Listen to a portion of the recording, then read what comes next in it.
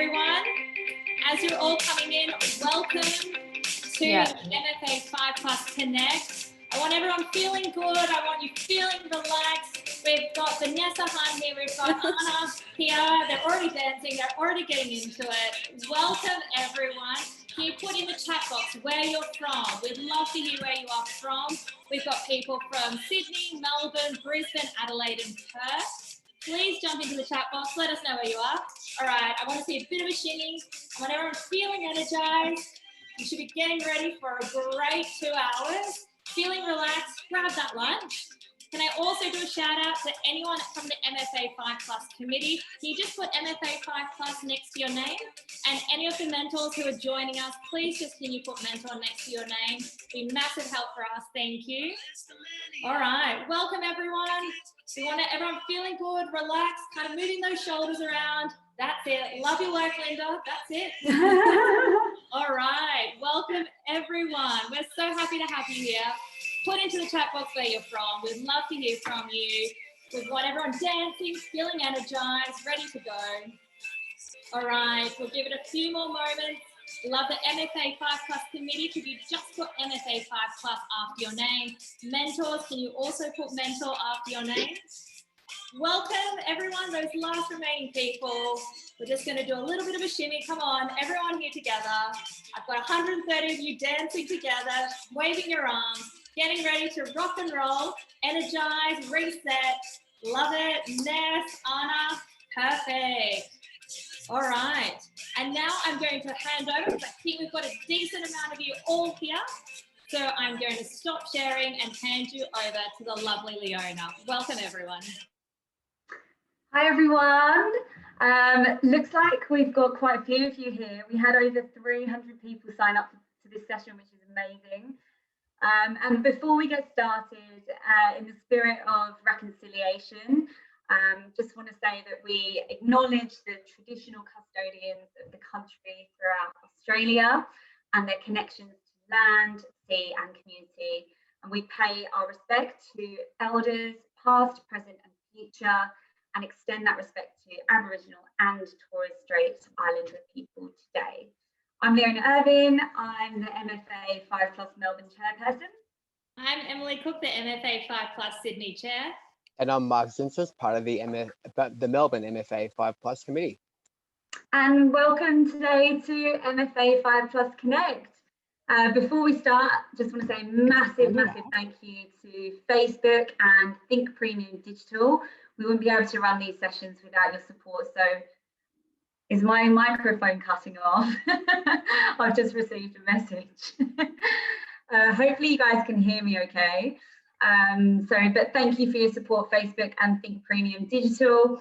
MFA 5+ Connect is a much needed session to ensure we're continuing to come together as a community to seek guidance, inspiration and value from our fellow colleagues and industry mentors. Thanks, Leona. So please, everyone, settle in, get comfy, grab a coffee, water, whatever you need, and hopefully maybe even get away from your desk for a bit. So without further ado, let's get into it. Now, there's no doubt that 2020 was a major disruptor for everybody, personally and professionally. But out of major challenges come the opportunity to reflect, learn, and transform. How do we seize this moment to create meaningful change in the way we work and the way we transition into tomorrow's economy, all the while building and strengthening our communities?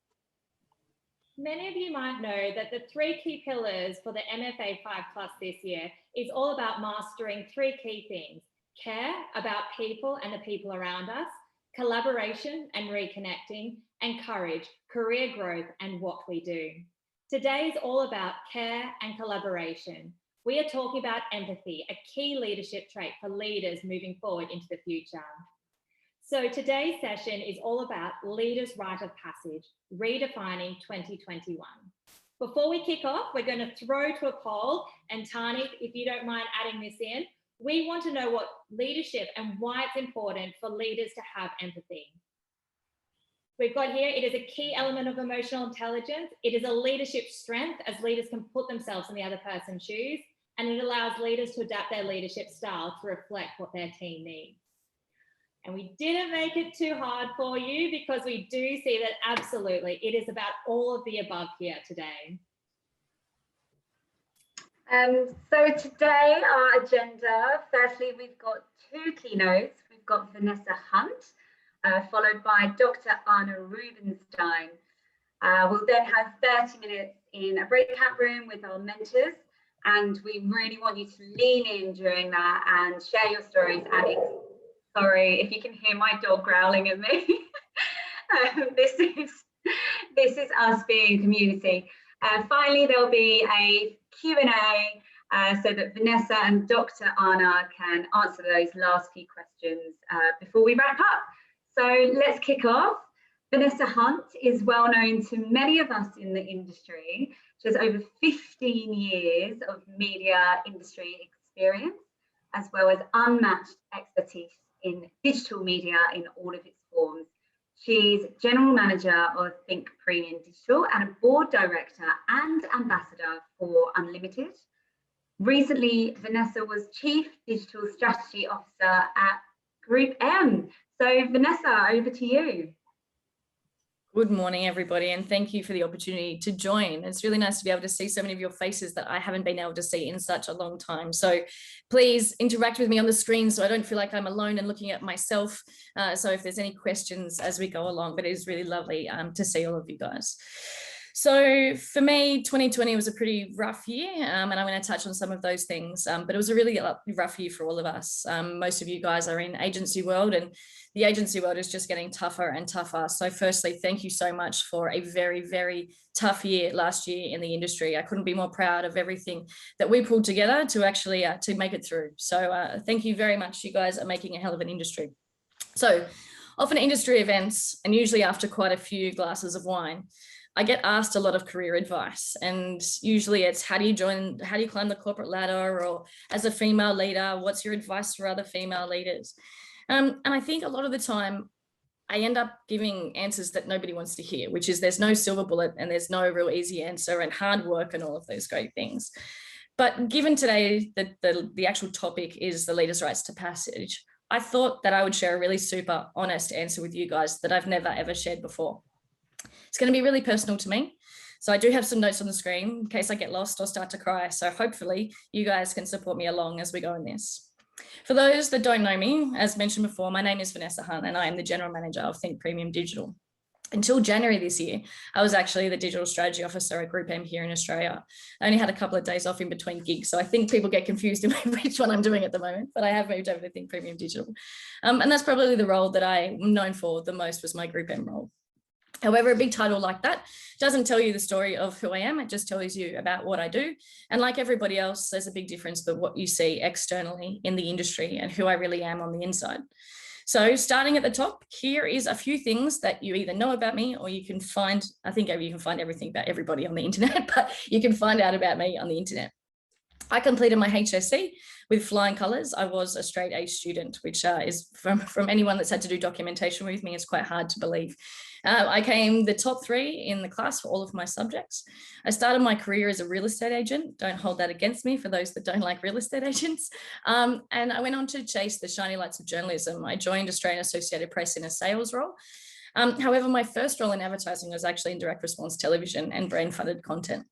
So I don't know if anybody remembers the ad crunches and the twister sweepers and all of that great stuff and those infomercials. That's where I actually started my career in television. New business development was my strong suit. And so after quite a while, I ended up actually at the client side and one of our major clients after some non-compete time. They were a mobile phone ringtone company, for those that remember the Crazy Frog. And those that were at the BNT 30 under 30 awards the other night, I couldn't even believe that people under 30 knew the Crazy Frog. Made me feel very old very quickly. But that was my job in Australia, doing ringtones. They were the client. My job for them was to move them from a B2C company into a B2B company. And so the very first mobile agency in Australia was born. I ran that company and I was only 24 years old. We were publicly listed, and by the time I finished at that company, we actually took over the parent company, which was pretty amazing. At that time, Nokia was the biggest handset. Samsung was on the rise, and the most exciting thing we did on our phones was play Snake. So the world has come an incredibly long way.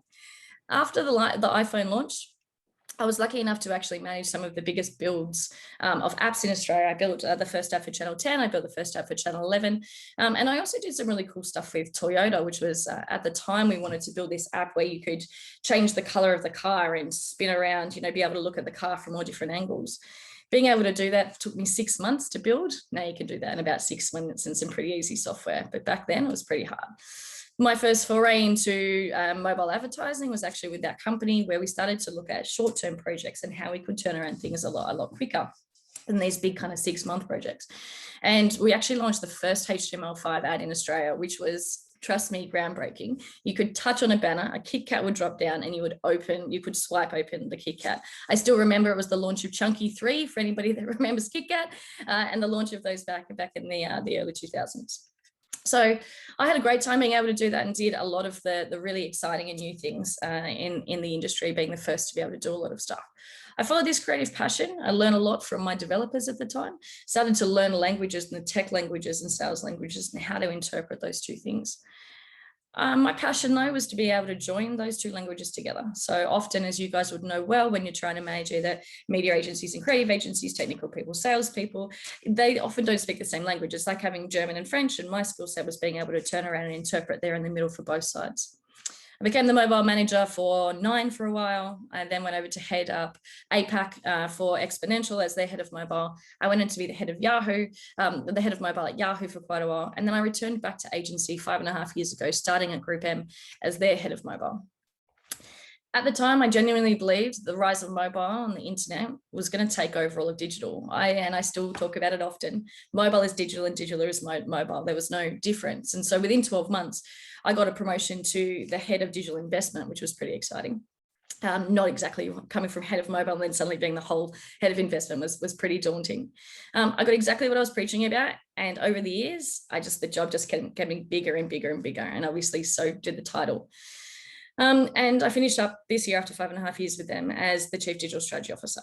I was the first female CDO for Group M in Australia and the very first under 35. Neither of those things to be sniffed at in quite a changing world at the moment. Now I'm the General Manager for Think Premium Digital, but I'll get back onto that a little bit later. Behind every great leader, there's heaps of stuff that you don't know.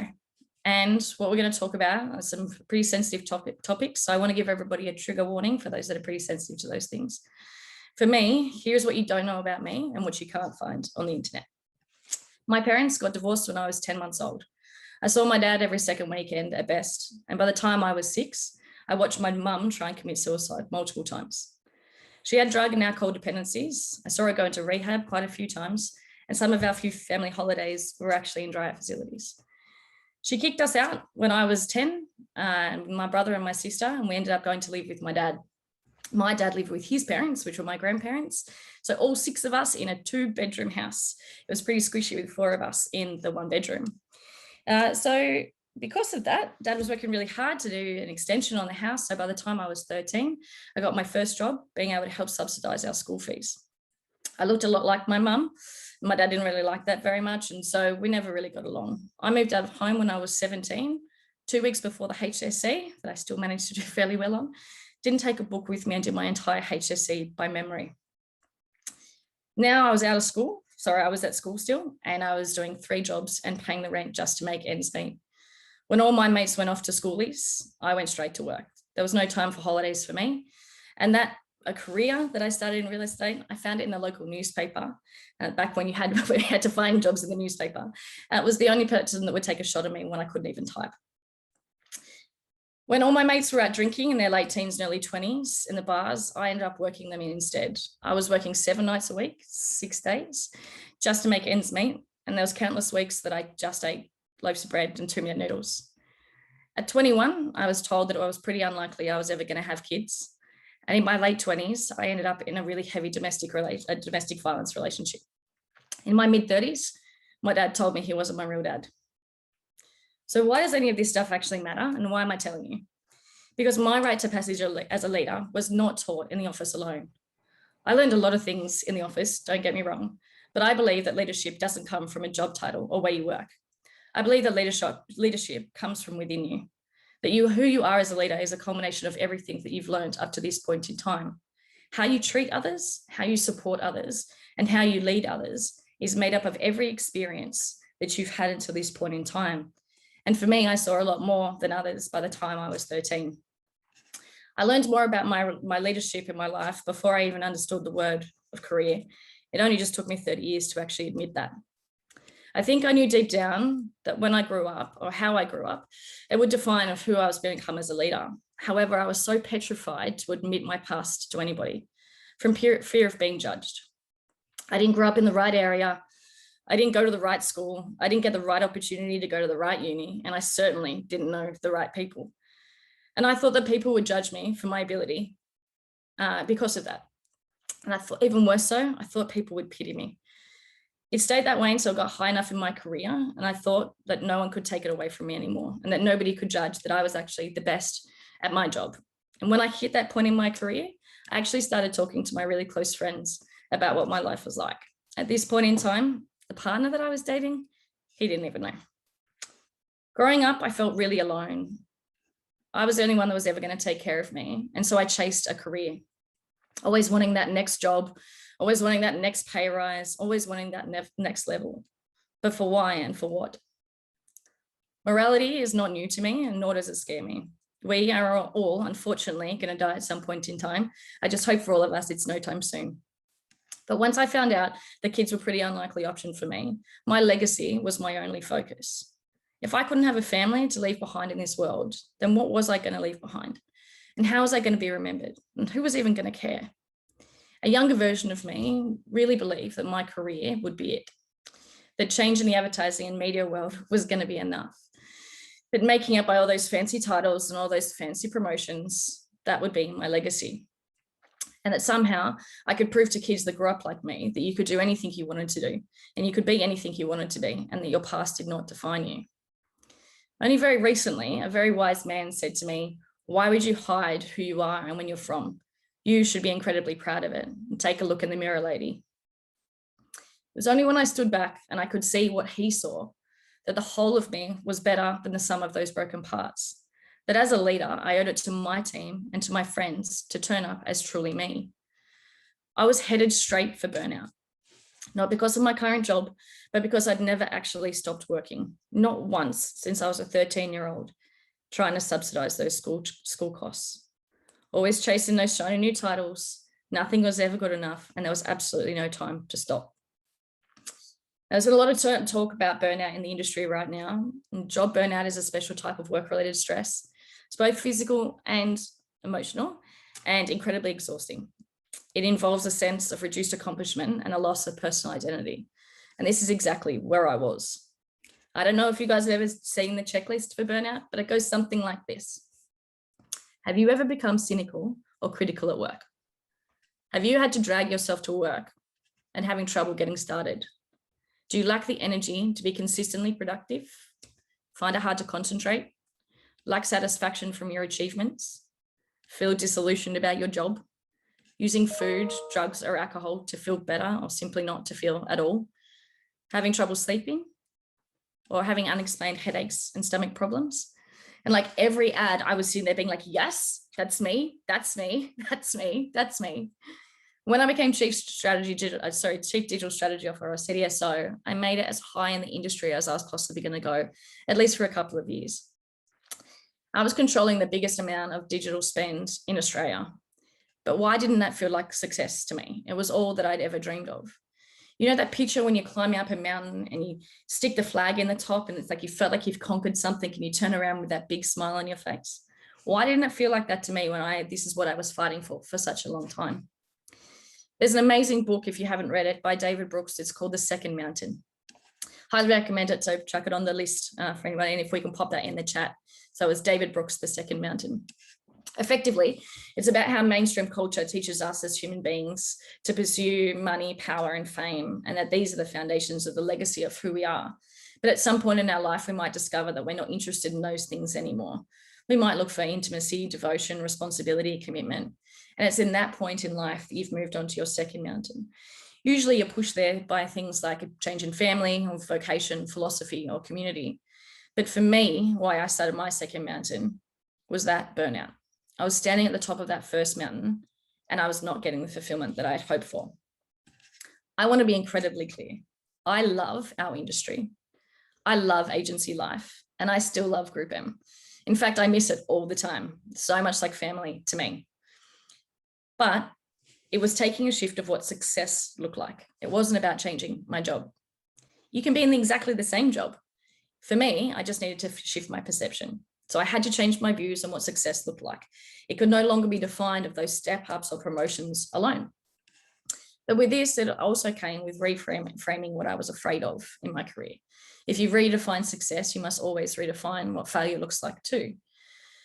And so failure for me was the worst thing that I could imagine, was not turning up as me as an authentic leader. See, I don't see myself as successful at all. What I do see myself as is a survivor, and I'm incredibly proud of that.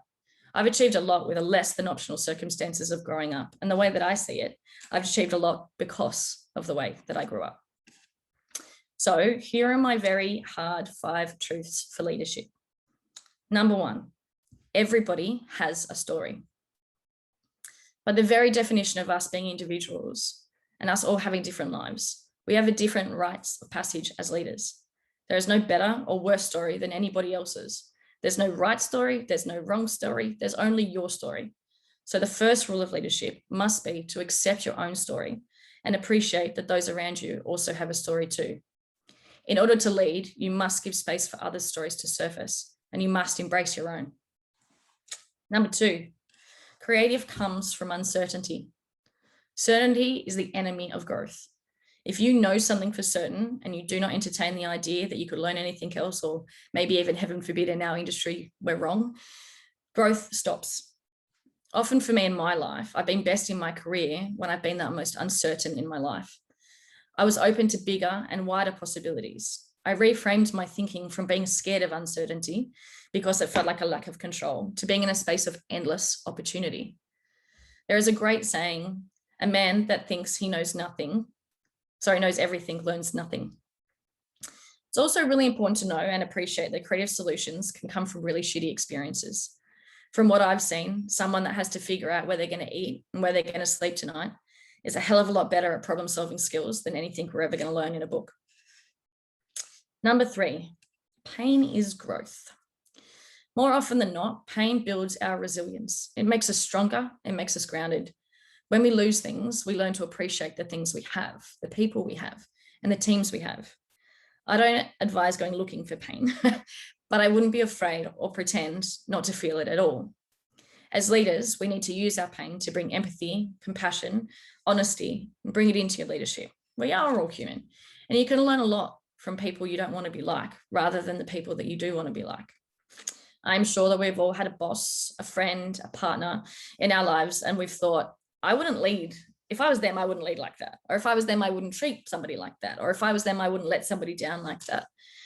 So just remember that you can grow from the people that you don't want to be like, just as much as the people that you do want to be like. Number 4, and probably the biggest one in my personal growth, there is a huge difference between responsibility and fault. One of the biggest healers of my past and growth levers as a leader for me was to be able to differentiate between fault and responsibility. The first step is actually knowing that they are not the same. Often I felt responsible to fix something. The fact that it was even broken, or something that was broken, somehow felt like it was my fault, that I had somehow let it break. Especially, as your job gets bigger, everything that starts to break around, you're like, how did I not see this? Like, I should have some Mr. Miyagi powers to figure out that I knew that this was going to happen. And even though it was out of my control, I still felt that fault. So the easiest way for me to remind myself is that fault is in the past and responsibility is in the future. They don't actually rely on each other at all. So sometimes in your team and as a leader, something might not be your fault, but it may be your responsibility to fix it. Really important definition if you're going to turn around and split out what you're going to do about it. So they are not in the same. And number 5, your legacy is who you are, not what you do. I stepped down from one of the biggest jobs in our industry to stand for something that I was passionate about. Not because I wasn't passionate about agency life or I wasn't passionate about Group M, but because I wanted to return to my passions of changing the industry for good. I wanted to be the social conscious of our industry, to support Australian journalism, Australian actors, Australian writers, Australian musicians. I also took a more active role as a director at Unlimited, which is our industry's social purpose organisation, focusing on youth at risk to make a better future for the generations that are after us, and maybe even kids that grew up like me. I saw my second mountain just in time before I burnt out. And I took a giant leap onto my second mountain to start that climb again. New purpose, new passion, new beliefs. The one thing that hasn't changed, I know this industry is amazing. We have the ability to change the world. If we just slow down long enough to breathe, listen to the signs from our own bodies, watch the signs of burnout of our mates, and perhaps at some point realize that our second mountain doesn't need to be growing avocados up in Byron Bay, although that sounds fun too. It can be right here. It can be right in this industry. It just means we might need to reframe what's important to us. Working in an agency is really hard, especially after last year. Our teams have got smaller and the work is only getting harder. However, leadership in agency is even harder. Knowing how to support the people around you at the moment is an incredibly tough ask. It's not like we've ever lived through a global pandemic before, and there is no rule book and the right and wrong way to do this. So slow down, be kinder to others, be kinder to yourself. More importantly, turn up as yourself. There is only one version of you, and trust me, it takes a shitload more energy trying to be somebody else. If there is any questions, hit me, team. Is anybody still listening? Yeah. Is everybody going to sleep over there? I think everyone's just in shock and awe. That was amazing, Ness. Thank you so much for sharing that. That was brilliant. Yeah, look, I mean, guys, please ask the questions in the chat and we'll get to it in a sec. But thank you so much for sharing your journey, your career progression, and personal story is truly inspiring. Look, I really liked how you kind of said, no matter what your background is as a leader, it's important to turn up as your true self and 100%. Accept your story, because I think a few of us in the industry do have, and I mean, the higher you get, the more of an imposter syndrome you tend to get sometimes. Yeah. So I think it's good to kind of ground yourself and realize that no, you're here based on kind of, you know, merit and that you belong to be here. You belong here. You deserve it, mate. You've earned it. Yeah, absolutely. 100%. Mike, I'll give you a really quick tip on imposter syndrome for anyone else that feels it out there. I did a couple of years ago, but really important tip is being able to name your imposter and then like actually physically name it. So my imposter, my little guy, he looks is about this big when I picture him, and he's got like huge big ears. He's like a gremlin looking thing, and he's super ugly, and his name is Baratheon. So when I still have imposter syndrome before I get up on a stage or before I do anything, I get the nerves of maybe I shouldn't be here, or maybe I don't deserve it, or why am I here, or why are they asking me, and all those things. And I go, shut up, Baratheon. And I just picture him, put him in a corner. So if anybody does have imposter syndrome, I would highly suggest picturing a gremlin, naming him, and then or naming him or her or it or whatever you want to do. And then whenever it starts talking to you, just be like, shut up, Baratheon. So there's a good tip for anybody that suffers from that. Amazing, thank you. Oh, awesome. And look, and before we move on to Dr. Arne, I also kind of just want to touch on the difference between responsibility and fault, because I mean, I think in the industry we tend to fall into this trap, especially as leaders. So it's really important to differentiate one over the other. So I think it's really important as well. It is, mate. And I think it also, you can breathe a little easier when you don't feel like everything's your fault. Might be responsibility. 100%. And like I mentioned, we are going to have a Q&A after we come back from the breakout rooms. But in the interest of time, let's kind of roll on and hear from our next speaker. So thank you, Nessa. That was truly inspiring. So thank you. So now let's hear from Dr. Arne Rubinstein. Dr. Arne has 30 years experience as a doctor, counselor, mentor, speaker, and workshop facilitator. He studied the role of rites of passage in Indigenous and traditional communities and the way they support individuals to transition safely from one stage of life to another. So over to you, Dr. Arne. Thank you. Can you hear me okay? Anybody wave? Yep, great, you can hear me. So lovely to be here. I have to admit, I'd sort of actually never heard of MFA 5 until recently. And now I've discovered it's this whole world and there's heaps of energy and lots of stuff going on. So I feel very privileged to be here. And Venessa, your talk was extraordinary and very moving. And for me, one of the huge things that stood out was that not only did you achieve so incredibly, but in the hardship thing, and then you saying that it's because of the hardship that you felt that you actually rose to that great height. And I'm very interested in that as a concept, and I'll come back around to that. So I thought today the way I would do my presentation is share a bit of a story and my experience, and it was great also hearing that everybody's got a story, because we do. And I feel that it's from stories that we learn. And there's this saying that when you hear a story, there'll be a particular part of the story that sort of pricks your interest or frustrates you or you get in touch with. And they say that is your psychological signpost. So the part of the story that really gets into you, that's the bit in your life that you have to look at. And you may hear the same story in 12 months' time, and a different part of the story may actually rise up for you, which means that your psychological signpost has moved a little bit. So I'm going to share a presentation here, and let's see how we go with this. Okay, and I think that's probably the wrong one. So let's hang on a sec. Now I'm in trouble. I have to get out of sharing, so I'll stop share. That's just my desktop. See if I can do this again. So that's the one I want to share.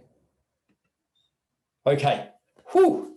That was a bit scary. I'm okay. Despite hardship, I'm still here. Okay, so can we see a leader's rite of passage on the screen? Vanessa, can you see that? I can. Yep, absolutely. Okay. This is actually the front of my where I live in Byron Bay.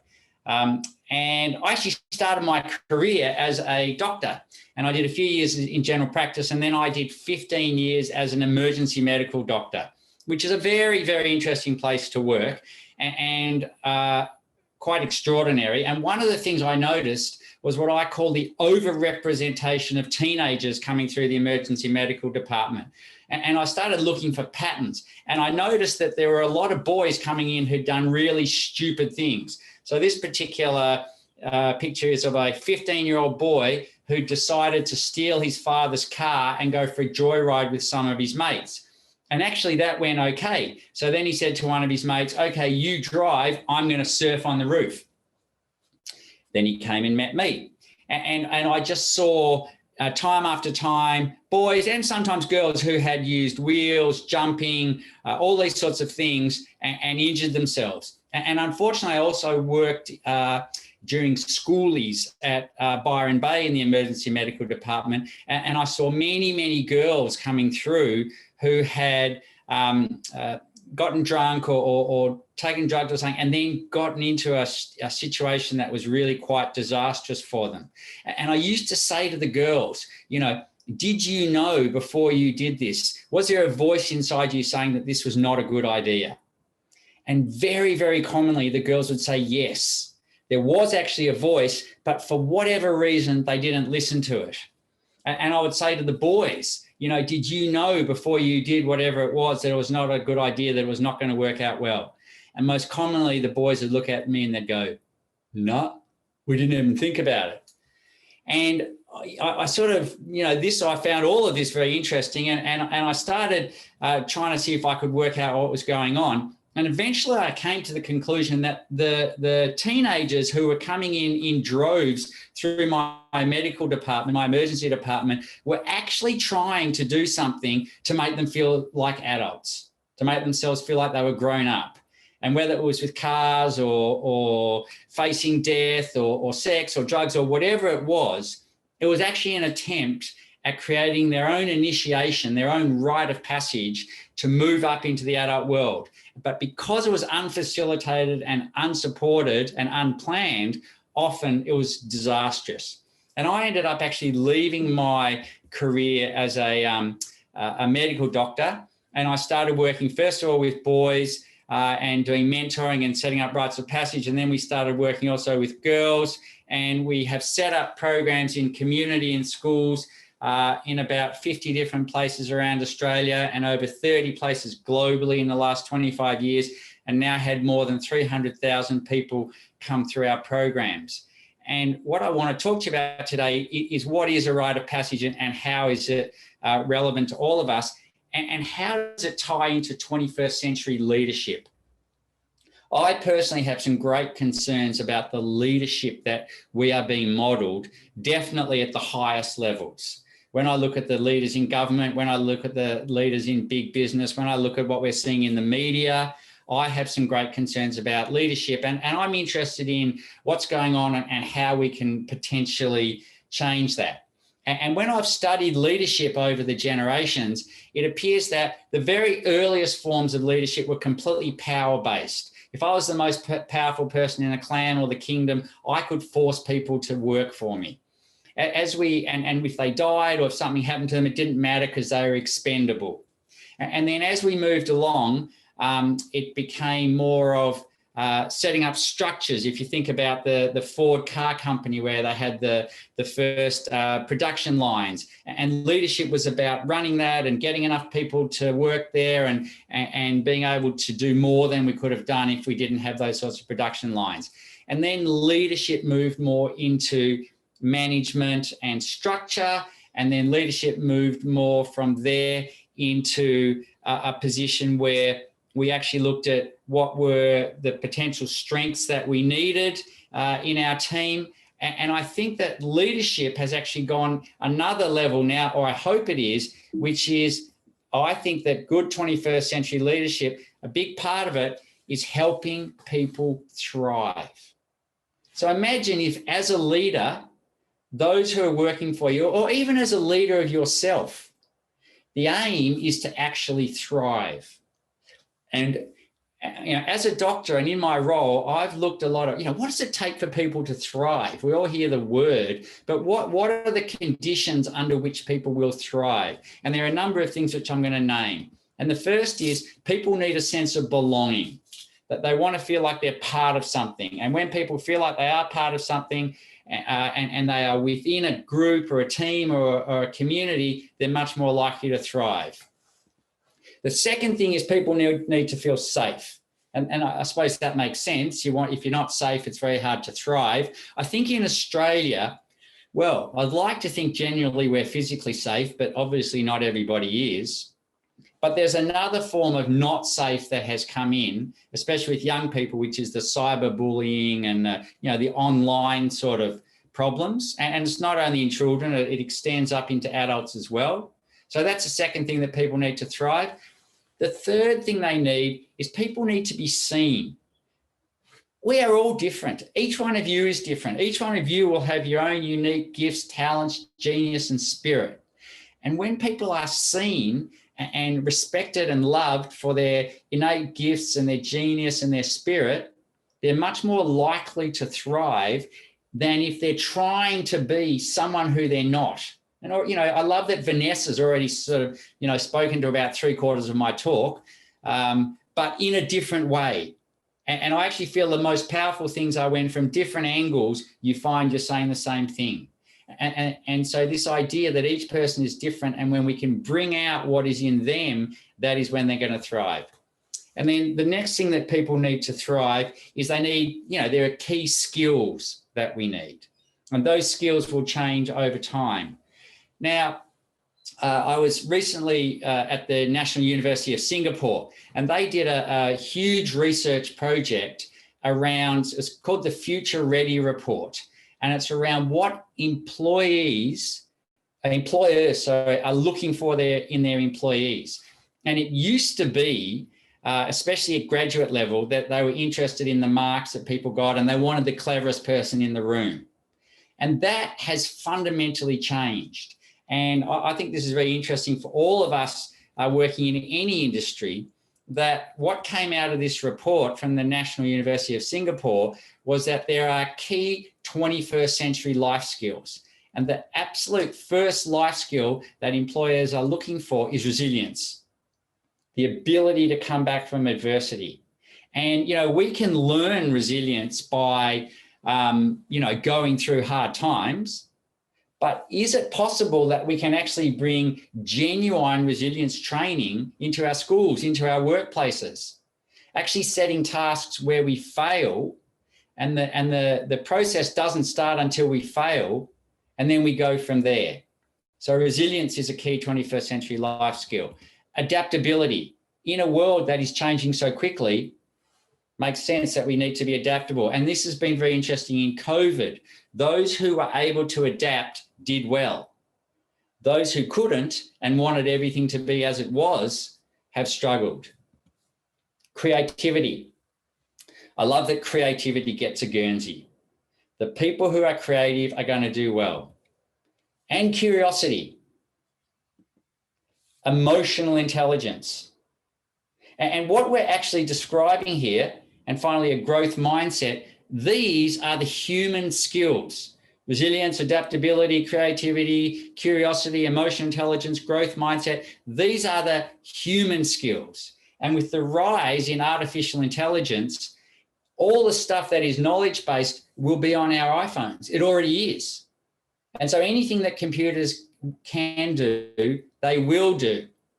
But the jobs that are going to be available are going to be the ones that require these human skills. I have a son, he's a robotics engineer, and he recently got a new job. And he said to them, "Oh, why'd you give me the job?" And they said, well, and they hadn't even looked at his marks or anything. They said, we gave you the job because we liked you. We thought you'd work in well with the team. You asked good questions. And we liked the way that you approached what you did. And so as a leader, I guess we need to know that not only do we want to look for people who have these human skills, but also if we're going to support them to thrive, can we help them to build these skills? And can we be building them in ourselves in order to model this to the team and the people who we're working with? So I've come to believe in my 57 years working as a doctor and in the field of rites of passage and everything else I've done, that life is actually a series of transformations. And I look at it that it's like a staircase, and we are all on this staircase of life. And we start off as a child or a baby, and then we become a teenager, an adult. We may move on from there to become a leader, an elder, a grandparent, a parent. In work, we move up the staircase, and each level of the staircase is different from the level before. And this is where it gets really interesting, because we are all somewhere on this staircase, and the step that we're on, hopefully it's good for a period of time, or at least when we first get there. But then at some stage, we might know internally that we're ready to move up to the next step. Things, I'm ready to, go to the next level in my work, or I'm ready to marry my partner, or I'm ready to have a child, or I'm ready to leave work and do something else. And when that happens, we get some agitation. And I'd be interested if anybody wants to stick in the chat if they're agitated and knowing that in some areas in their life, there are things, we're agitated and we know that we are ready to move to another level. Now, we're not all supposed to be agitated all the time, by the way, but it's a cycle of being on a step. That step works for us for a while. Then we get this agitation, and the way that we can resolve that agitation is moving to the next stage in our lives. And actually, the problems happen if we get stuck on a step and don't move.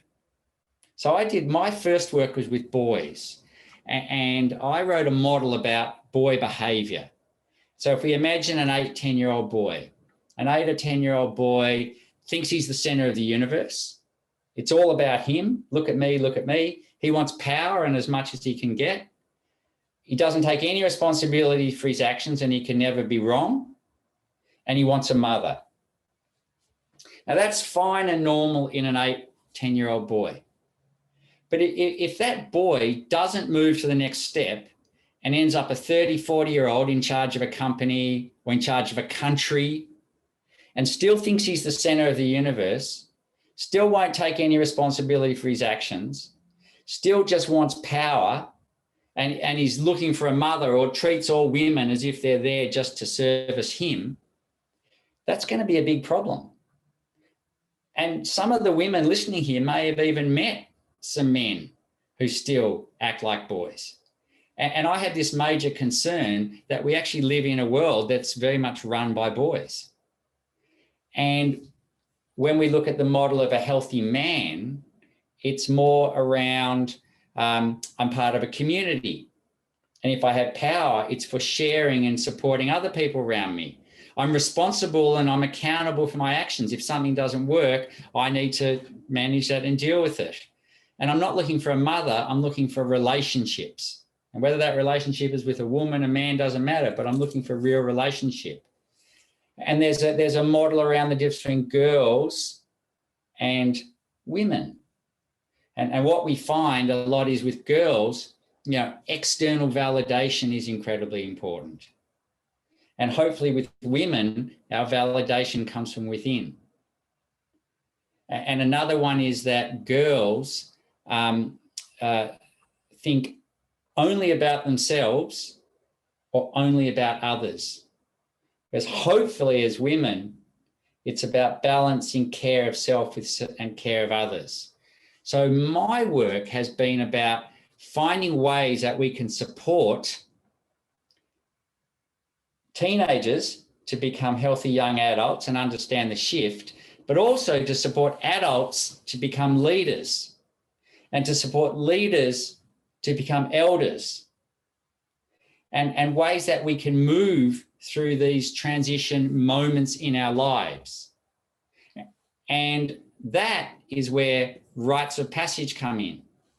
Because for people to thrive, I believe, the stages of their lives need to be marked and acknowledged.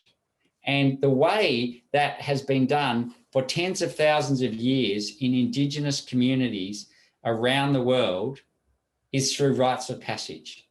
So I've been studying for the last 20 years, what is a rite of passage? And can we create rites of passage? And basically a rite of passage is something that transforms us from one stage in life to the next. And we all will move up the staircase in some manner or other. The question is, are we going to move up the staircase through trauma and grief and loss and hardship, which unfortunately is how a lot of us move up the staircase? Or is there a way it can be facilitated and done in a healthy way so that we grow and can get more in touch with ourselves and more in touch with our spirit and more in touch with our community and our role in the community as we move up the staircase? So what I've done in my work is look at, first of all, what's a rite of passage look like? And what we discovered when we looked at communities all over the world is that they all created rites of passage to create this transformation. And the classic, by the way, nature rite of passage is a caterpillar becoming a butterfly. And there are 3 stages in any rite of passage.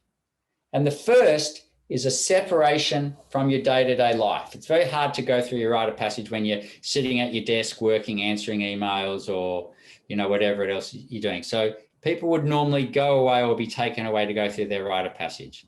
Then a transformation would happen, the change would happen. And then the person would come back and integrate back into their community, but at the next step. And they would be seen and recognized as being on that next step. And so COVID is an interesting example of a rite of passage.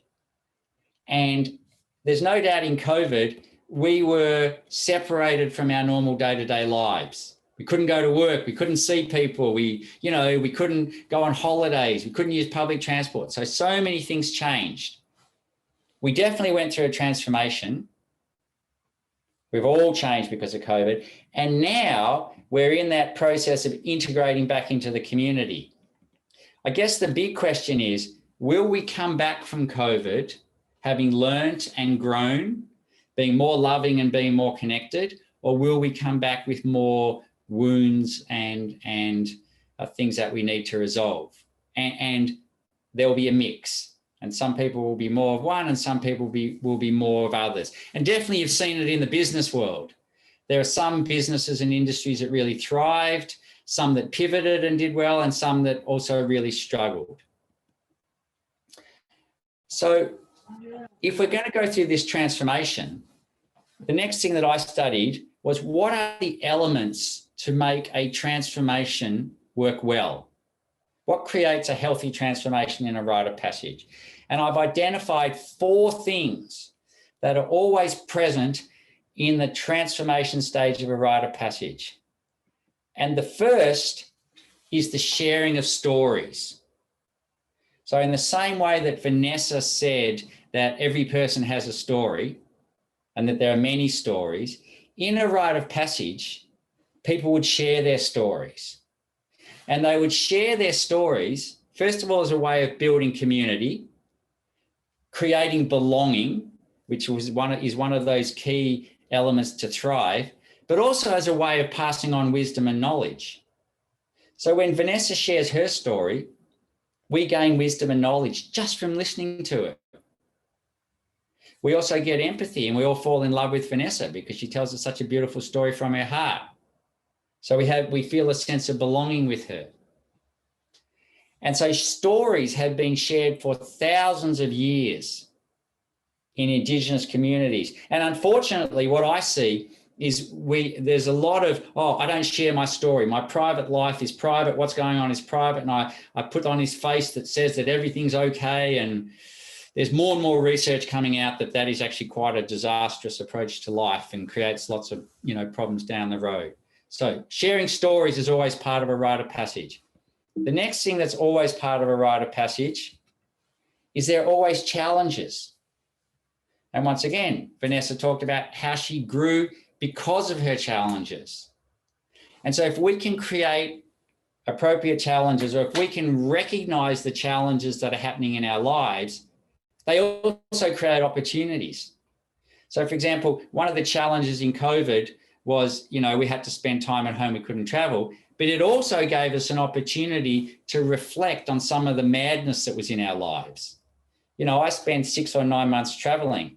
And one of the great things about COVID was it gave me an opportunity to say, hey, I don't want to travel so much. I want to be more time at home and other things. So challenges are always part of a rite of passage. Creating a vision for the future is part of a rite of passage. So how do I want to be? How do I want to be in 12 months? How do I want to be in 5 years? And we know that when people have a vision, it's actually more likely to come into reality. So creating a vision for the future is part of a rite of passage. And the final thing that I want to mention in a rite of passage is that in a rite of passage, there's an honouring or recognition of the gifts of every person going through the rite of passage. So in the same way that I said that each person is different, each person has their individual gifts, their genius, their spirit, part of a rite of passage is finding a way to recognise, celebrate, and bring out those gifts that are in each person. And just as an example of how we do that, so I run rites of passage programs and set up rites of passage in businesses and schools and communities around the world. And we take away groups and we share our stories and we do challenges and we create a vision for the future. And when we do the honouring or the recognition of gifts, what we do is we get each person in the group and one at a time, they sit there and they're not allowed to say anything. And the people who are in their group share with them what are the things that they admire about them, they love about them, or they're proud of in them. What are the gifts, the genius, the spirit that we see in this person? And I can vouch, having seen this thousands of times, that's when it's done well, especially with young people, but actually with anyone, and when a person is sitting there and being honoured and recognised for who they are, it is a life-changing experience. So in terms of 21st century leadership, my hope is that you will not only get in touch with your own story, but you will also create opportunities for the people you work with to share their stories with each other and to do it in a safe environment where you are genuinely listening. I hope that you will create challenges for the people that you work with and for yourself. and use those challenges as a way of growing and learning. I hope that together you will also create a vision for the future, that you'll create a vision, each person, how they want to be in 12 months, 3 years, 5 years time, but also how does your team want to be in 12 months, 3 years, 5 years time. And if you have a shared vision that you're working towards, once again, it's much more likely to happen. And finally, as leaders, I really hope that you will focus on recognizing and naming the gifts, the genius, the talents and the spirit of the people that you work with. Oh, not moving forward now. And then at the end, I hope you celebrate, because rites of passage generally finish with a big celebration. And it's definitely something that we would encourage. So I'm going to stop my share at that point. And I'm going to explain to you, because we're going to go into breakout groups. And one of the things I've found with this sort of work is it's good to hear some theory, but it's also really good to actually have an experiential component. And these breakout groups that you do are fantastic, but they can be done well, or they can be done extremely well. And I'm hoping that we can do this one extremely well. So I'm going to explain to you how it's going to work. And I'd really encourage you to go forward and to share openly in what we're talking about. And we're going to start, you're going to your breakout groups, and hopefully everyone who's a mentor has put M at the end of their name so that the team can break you up properly. And I think they want the committee members to put C at the end of their names. And in that breakout room, we're going to start with a really quick check-in. And generally speaking, when you say to people, how you going, the most common answer we get is good, fine, anything like that. So we're going to see if we can go just a tiny bit deeper. And we're going to do a check-in that is one we use with children called a rose, a thorn, and a banana peel. And the rose is something good that's been happening. Thorn is if there's anything difficult that's been going on. And banana peel is if there's anything funny and quirky. And we should be able to do it in about 45 seconds. So my rose would be, it's been beautiful weather up where I live in Byron Bay, and I've been having some great surfs, and I just love that. So that's my rose. My thorn, the difficult thing is that I have a little niece who's 14 years old, very sick in hospital. It's a huge worry, and it's just a big, it's terrible. Anyway, that's my thorn. And my banana peel, my funny, quirky thing is that at the front of my house, I've got these big doors, and I've had 2 sparrows flying in through the doors, and they land on the wires above my bed, and they shit on my bed, and I don't know what to do about it. So that's my banana peel. So when you go into your breakout rooms, we want each of you to do a quick rose, thorn, and banana peel. And really it's about 30 seconds each. And there'll be about between 5 and 7 people in each breakout room. And we want to make sure that we have enough time to get through what we're doing. So the check-in is just a really quick, you know, it's how you can gauge how people are. It's just a little thing. And you can do this at the dinner table. I know families who do this every night or do it once a week or when they meet someone, and it just takes it a little bit deeper than good. The next thing is we're going to ask you to answer some questions, and the mentors have these questions, and I'll just quickly run through them and I'll give you an example. Okay, share one thing that resonated with you from the keynotes and why it's important for leaders. One thing that resonated. And number 2 is, was there one thing that inspired you to want to take action in the next 12 months? The 3rd is something that's challenging that you could do and what you could do to overcome it or manage it better. And the 4th is, what is your gift or strength that you would like to develop further or bring more into your life? And when you answer these questions, I really would ask that we let just one person speak at a time. We don't interrupt them. We don't make jokes. And we just really try and listen. And the other thing is, we always say in our work is, please keep these discussions confidential. We don't come out. We're trying to create a safe environment. And if I talk to someone, then they go out and share it with everyone, it's not a safe environment. So something that resonated with me from the keynotes and why it's important, I mentioned it before, is I'm very struck by Venessa saying how she feels like she's gotten where she was because of her difficulty, not even despite, because of the difficulties. And that's very interesting. One thing that inspired me to want to take action in the next 12 months, well, it's around stories. And I want to listen more to the stories of my 91-year-old father who's living on his own, my mother having passed away 6 months. I want to hear his stories. Something that's challenged me at the moment, and I could do more to overcome it or manage it. The challenge for me at the moment is I'm a bit overwhelmed with work and doing lots of things, and I just need to make sure that I structure exercise, good food, enough sleep, because if I do that, I'm all right. And a gift or strength that I want to develop or bring more into my life, I like to be able to vision things. I can vision things and create things. And when I can create space and step back and look at what needs to be done, I can think of out-of-the-box solutions, and I want to do more of that. So that was probably like 2.5 minutes for me to answer my 4 questions.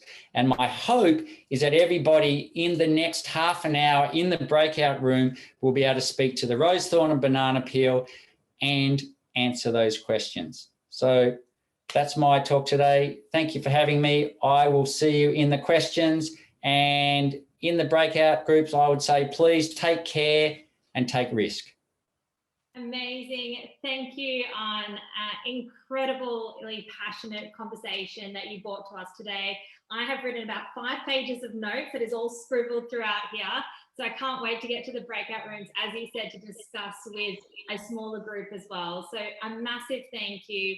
There is so much that I took away. I think the staircase analogy for me, particularly, it's so pertinent to our industry. As we start in the industry, we go through sort of that under 5 years with Engine, the MFA 5+ community, our mentors who are here today as we move up into those leadership positions as well. It's so incredibly pertinent to us. And I think we're all going to take so much away. So thank you again, Dr. Arne. That was beautiful. Thank you.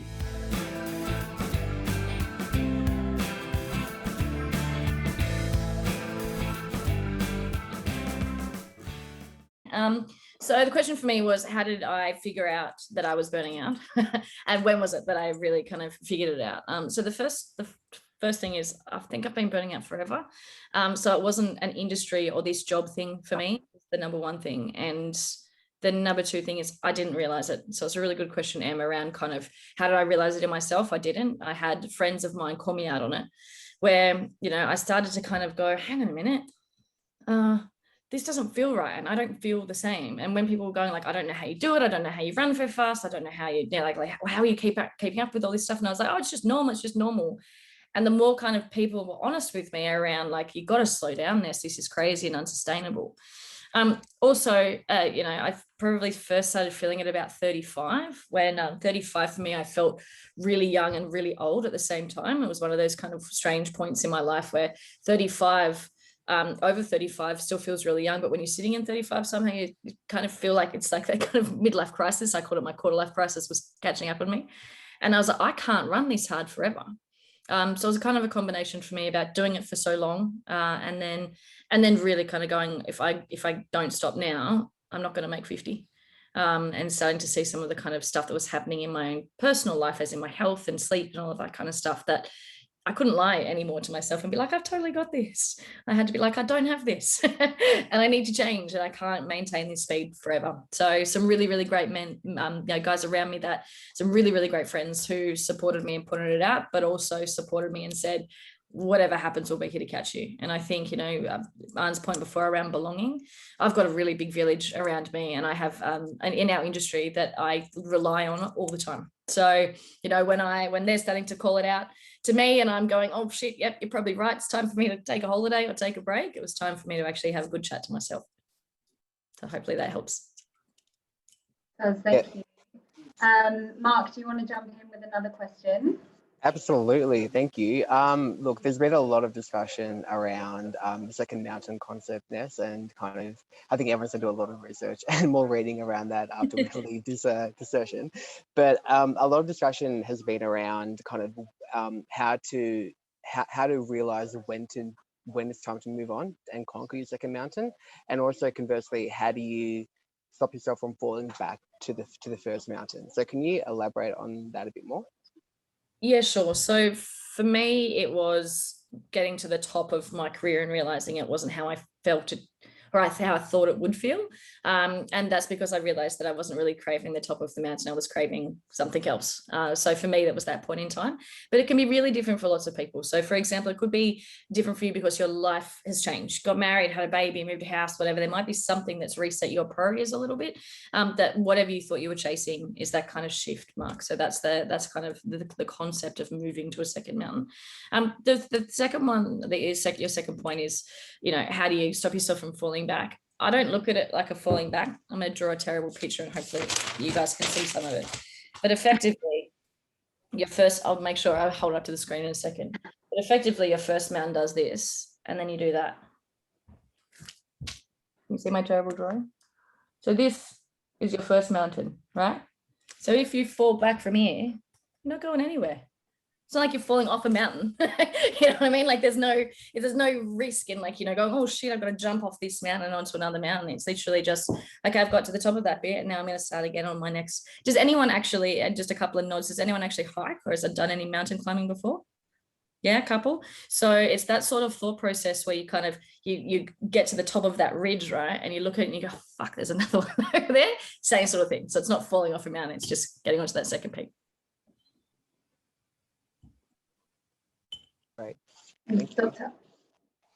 And another question, this one really resonated with me because it's something that I actually spoke about, that I took away from this is that, and what I especially appreciated about your discussion, Venessa, was that, you're a leader and you're being authentic and vulnerable, and that actually translated into being inspiring rather than much of the time you think that you have to be not those things to be able to be a leader.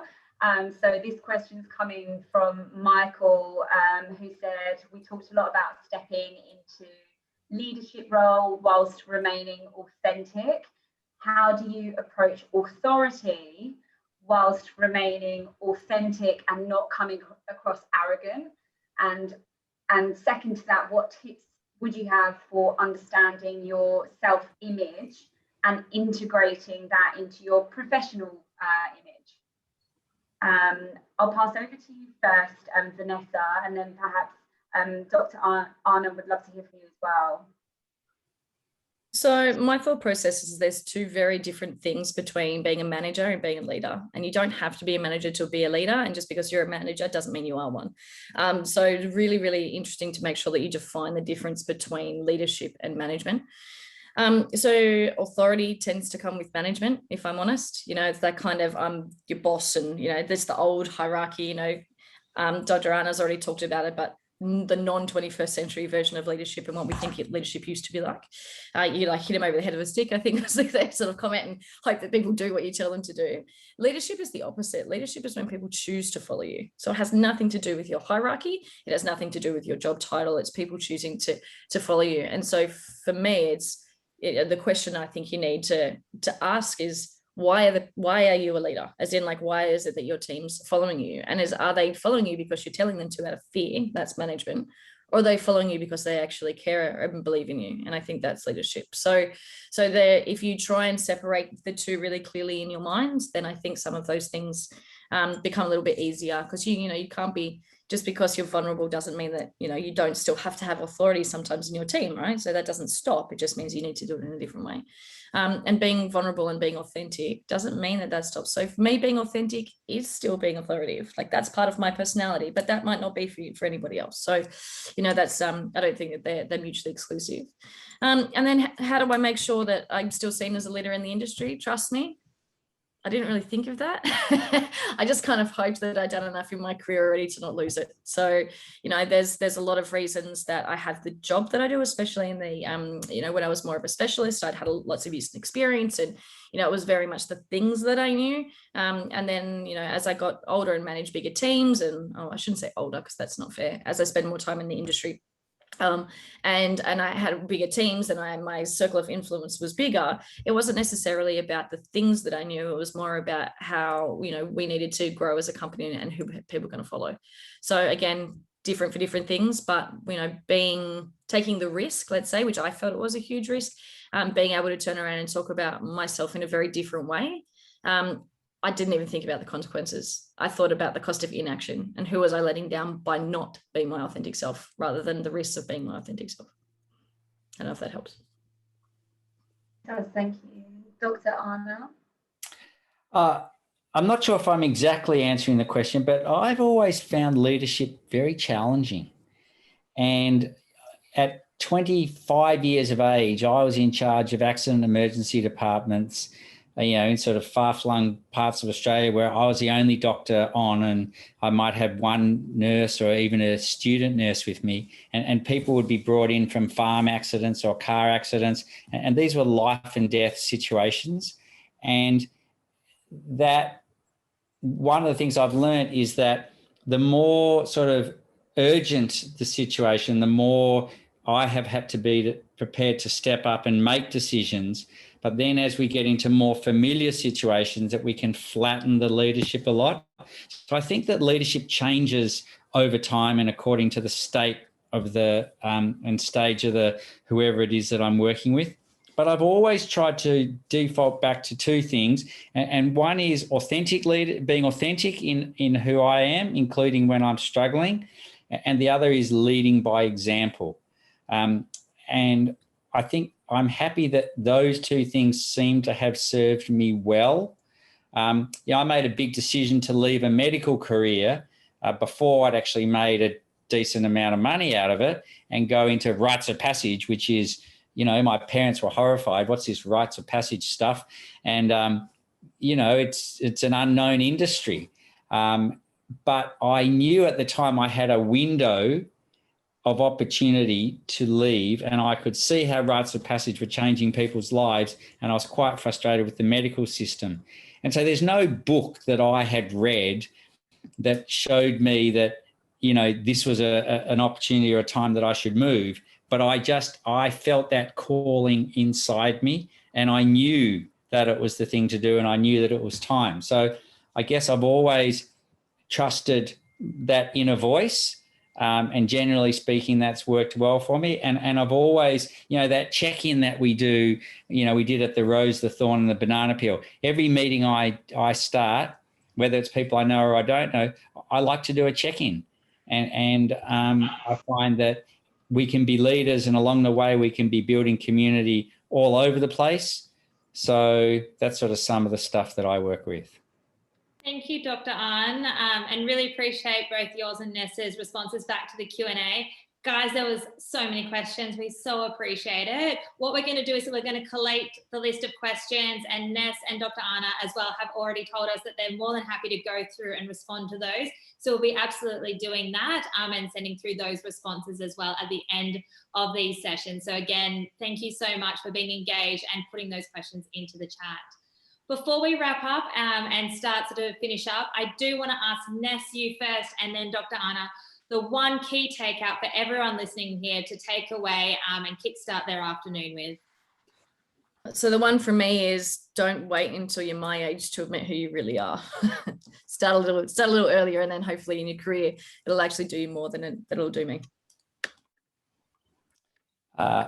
Thank you. And the one from me, well, I've loved seeing all in the chat, everybody telling other people what they admire and love about them. So in that theme, I would like to put the takeaway of really making a habit, and definitely not only people at work, but if you have children or your partners or people you know or people who do something, to really focus on when someone does something well or there's something that you admire about them or love about them, to actually tell them. Great. Thank you, Dr. Arne, and thank you, Ness. Some very wise words. Thank you so much. Cool. So now, what are our next steps after having 2 hours of really inspirational content? So from today, the MFA will have all the notes and questions each group has summarized. We'll then share via email and posting out on LinkedIn. We also have a 2-minute survey, which we'd love for you to fill out. It should be in the chat box right now, so please fill it out after the session. We appreciate all your feedback and continually evolve these sessions based on what you've told us. And finally, we'd love to say a huge thanks again to Facebook and Think Premium Digital for their support, to the 40 plus leaders who shared their experience and wisdom today, and to our wonderful MFA 5+ committee for getting everyone here for today, contributing to the organization of the events that we run and helping facilitate today. And many of you don't know, but it's actually a really sad day for all of us, because Emily Cook, who's been the 5+ Sydney chair for the last few years, is actually leaving us. She's taken on an amazing role at Cara in Brisbane. So I'd actually like everyone, this is off script, but I'd like everyone to come off of mute for a second and just do a massive clap to Emily for everything. I think, you know, just in general, Emily has been very welcoming and just amazing. Like, I think everyone will recognise and appreciate that she just radiates energy. And I actually saw so many comments in the chat box about that as well. And I know she's going to take that through to her next role. And just thank you so much, Emily. You've been amazing, and I'm definitely going to miss you. So good luck. We'll see you around. And I hope everyone has really enjoyed today, hearing a leader's rite of passage. Personally, this has actually been my favourite MFA 5+ session to date. I just felt like it was really personal and really fulfilling, and I actually feel like a new person, so hopefully everyone else agrees. So like massive thank you to Dr. Arne and Venessa, and obviously the MFA and our partners for their support. So thanks so much, everyone. And I hope you all, you know, met new people and perhaps connected with some old friends. And in June, excitingly, our community is actually going to be able to catch up in person, which is a privilege in itself. So we're really excited to let you know that we'll be hosting MFA 5+ Inspiration Series live, face to face. So make sure you block out the morning of June 9th for Sydney and June 17th for Melbourne. And just to wrap up, your committee representative will be in contact with some more details, and you'll see everything on LinkedIn. So thank you so much for being engaged and involved, and to have so many of you turn up is actually incredible. So enjoy your day and chat soon. Bye.